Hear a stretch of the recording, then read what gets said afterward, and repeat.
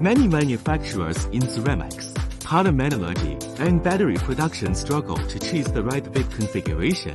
Today, we'll break down the differences between vertical and horizontal warm isostatic presses and show you exactly how to choose the right configuration for your production needs.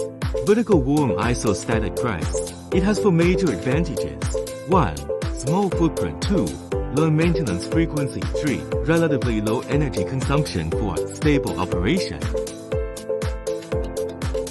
With a low center of gravity, the machine operates with excellent stability and minimizes uneven load wear, while routine maintenance remains simple and straightforward. So, if you're handling small batches, multiple product types, or small-size work pieces, a vertical bit is usually the more practical choice. Now let's move on to the production powerhouse, the horizontal warm isostatic press. It offers 3 major advantages. 1. No strict limitation on workshop height. 2. Suitable for extra long and large work pieces. 3. Horizontal loading and unloading for seamless integration with automated production lines. Many customers hesitate to choose a horizontal bit because they think it costs more. But here's the truth.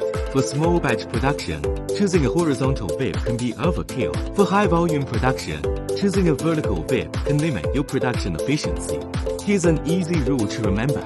Remember this, and you'll avoid making the wrong choice.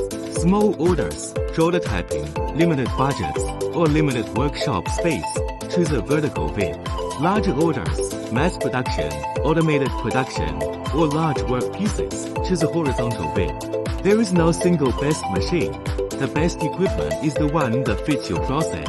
Contact Kengen Intelligent to find the right bit solution for your production needs. Follow us for the next episode. See you next time.